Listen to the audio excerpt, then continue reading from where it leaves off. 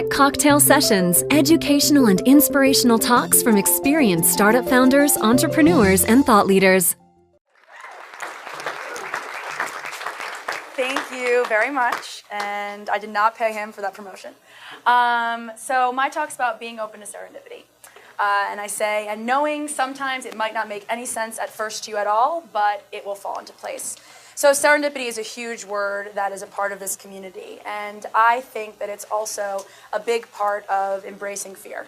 Because when you are open to serendipity, you are open to what life brings you, which means that you are not allowing for fear to get in your way. So when I talk to tons of people and curate these weeks for downtown, I always ask individuals, what did you want to be when you were 8 years old? This is not what I wanted to be when I was 8 years old, but I did win a Hungry Hat contest. It was a hat contest where I taped Doritos on my hat. And I was a very infectious little girl. I always ask this question. Oh, okay, sure. I always ask, I don't know if this is on though. Is this on? Hello? Okay. I always ask this question because it brings people back to who they were before they were operating from a place of fear. So before they had bills to pay, before they had a rent to worry about, and when they could just dream. The next question I ask individuals when they're on this path to figuring out who they are and what they want to be is, what did you major in college, or what was your first job? I was an educator. I have a master's in education, and then I went to event planning. I opened up restaurants in New York and Vegas. First grade teacher, and then studied abroad, and I realized the world was a lot bigger than I thought. I was totally afraid to go abroad to London when my parents wouldn't even go farther than their backyard, but I took the chance, and it changed my life for the better. I decided I wanted to be an entertainment tonight host, which was not the direction that I was supposed to be going, but it did lead me to being an event planner and providing marketing and events in New York City.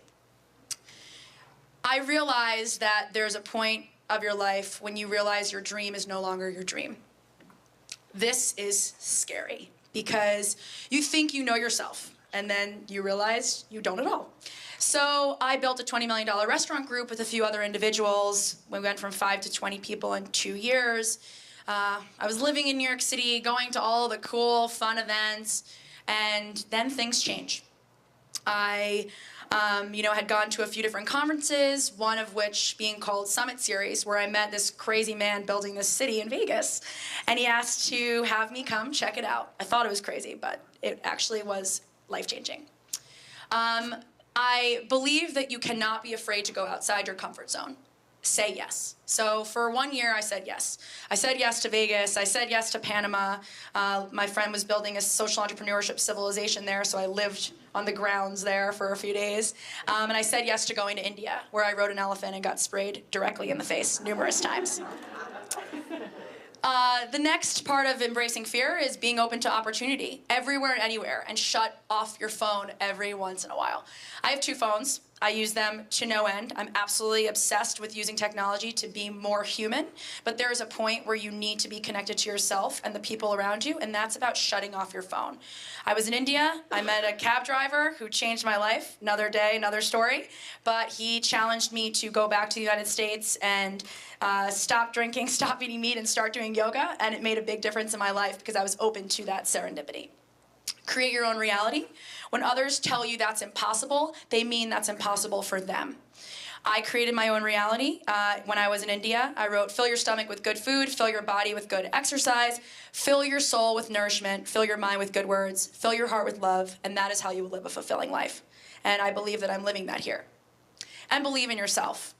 Invest in yourself, take the time for yourself, because if you don't invest in yourself, no one else will. In the past 6 months, I left New York, moved here in California, started a company, and changed the way that I looked at myself in the world. And I believe that if I was scared, I would still be the worst version of myself instead of trying to be the best. Thanks so much.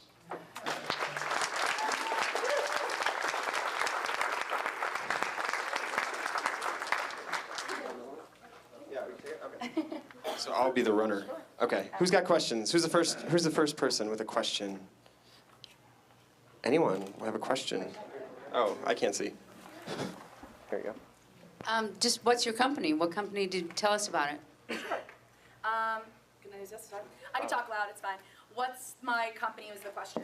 So my company is Catalyst Creative, and we are a downtown project-funded company. We curate a speaker series We curate a speaker series the last week of every month, and as Frank said, it's all different individuals from around the world and country, and they offer advice on building community. So it's really very deep conversations about failure and vulnerability and things that they have to overcome to get to where they are, and they come the fourth Thursday and Friday of every month. No worries. I can talk.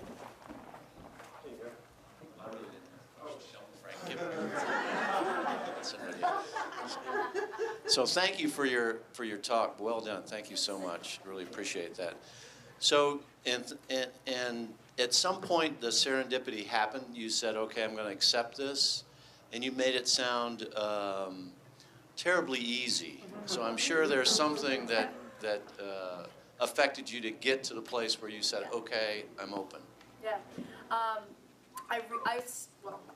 I could talk. They're putting me to work here. Really loud. Okay. It's totally fine. Okay, that was me. All right. So I believe that there's a lot that happens before the serendipity that knocks you on your face directly over and over and over again for you to then be like, oh, this is serendipity and not failure and misery and I don't hate my life. So there were things that had gone on in my life prior to this story, which was, you know, when I was 16, I moved twice in a year, and I had a fissure in my whole entire life and who I was as a person.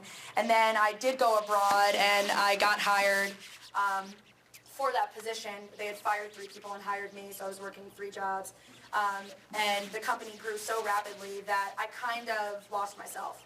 I forgot who I was. I forgot that I was a teacher. I forgot I wanted to change the world.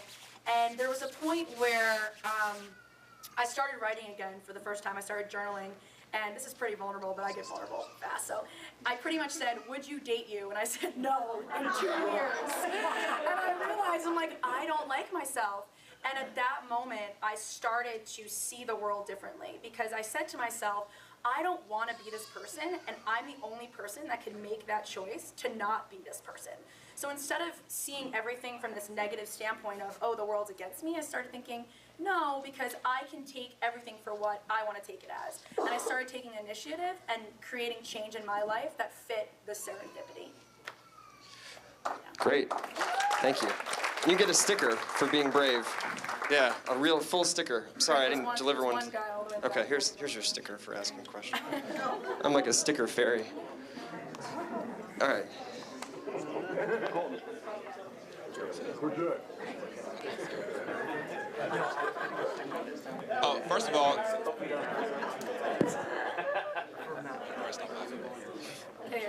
of all, congratulations. I think it's an amazing story. Thank you. But secondly, can you just tell us a little more about what happened with the cab driver? It sounds really interesting. Sure. Tell it really fast, like 2 seconds. Oh, okay. So I was in India. I was obsessed with technology. I literally did not stop on my phones. Everyone called me a machine growing up, like obsessed with technology. And I would be at the table just like literally talking on both phones at the same time, and it was a disaster. So I went to India. India came up in conversation 6 times through just random conversations. So I would be with friends, and they would say, come to India. And I said, this is weird. I've never thought about going to India. I went to India, and I tapped out of technology for 10 straight days. On the 10th day, I was in a cab going to the airport, and I started talking to the cab driver, and I said, do you go out? Do you socialize? Do you drink? Do you party? He said, no. I said, what do you do? Do you do yoga? I just tried that. He said, yes. I said, can you give me some tips and tricks? He pulled over the side of the road, pushed down the seat, sat Indian style, and he goes, let me show you how to breathe.